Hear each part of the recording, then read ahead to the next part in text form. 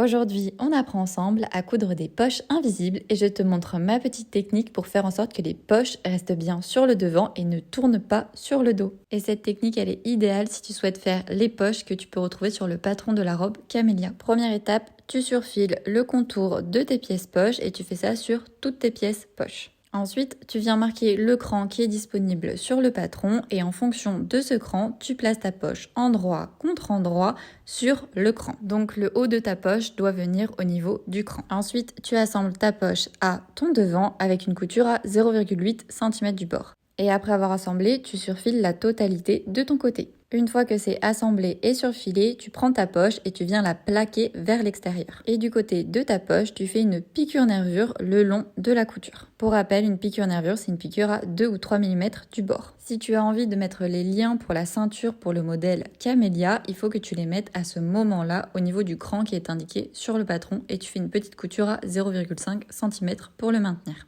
On passe maintenant sur la partie dos et on va réaliser exactement la même chose. Donc tu prends ta deuxième poche, tu la places endroit contre endroit sur ton dos et tu penses à la placer au niveau du cran qui est indiqué sur le patron. Ensuite tu l'assembles avec une couture à 0,8 cm du bord et tu fais un surjet sur la totalité du côté. Une fois que tu as bien fait ta couture et ton surjet, tu peux plaquer ta poche vers l'extérieur. Maintenant tu reprends ton devant avec sa poche et tu viens le placer endroit contre endroit sur ton dos et sur la poche dos. Une fois que tes pièces sont bien placées l'une sur l'autre, réalise une couture à 1 cm du bord au-dessus de la poche. Commence ta couture juste en dessous de la pince, ce sera plus simple pour les prochaines étapes et termine-la 2 cm en dessous du début de la poche. Réalise également une couture à 1 cm du bord sur le dessous de ta poche. Donc pareil, commence ta couture 2 cm avant la fin de ta poche et termine-la jusqu'en bas. Pourquoi il faut que tu commences ta couture juste après la pince? Tout simplement pour que lorsque tu vas assembler la doublure à la robe, ce soit beaucoup plus facile.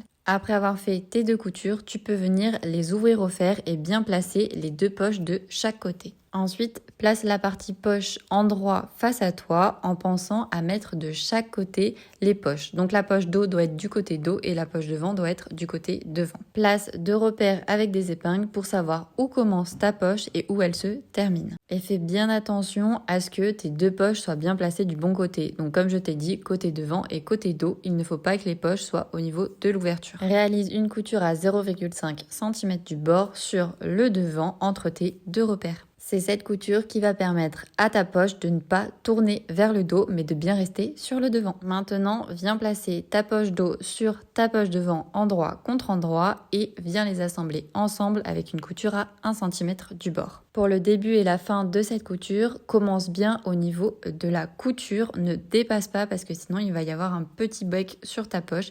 Il faut bien que tu commences au niveau de la couture et que tu termines de l'autre côté au niveau de la couture. Et bien sûr, couds les deux morceaux poche ensemble uniquement. Une fois que tu as réalisé la couture, tu dois avoir le même résultat que moi. Donc ma couture commence vraiment au niveau de la couture et elle me permet de bien pouvoir déplacer ma poche et de ne pas avoir de petit bec. Pour te donner un exemple, le petit bec que tu peux avoir, c'est comme ceci. Il ne faut pas que tu aies ça parce que ça veut dire que tu es allé trop loin dans ta couture. Mais si tu n'as pas dépassé dans ta couture, tu dois avoir ce résultat sur l'endroit. Pour être sûr de bien maintenir notre poche sur le devant, on va réaliser deux points zigzag, un point sur le haut et un point sur le bas de la poche. Le point zigzag doit commencer au niveau du côté et se terminer à la couture à 0,5 cm que l'on a fait précédemment. Et voilà, votre poche invisible est terminée. Vous verrez, grâce à cette technique, votre poche ne se retrouvera plus jamais sur l'arrière de votre vêtement.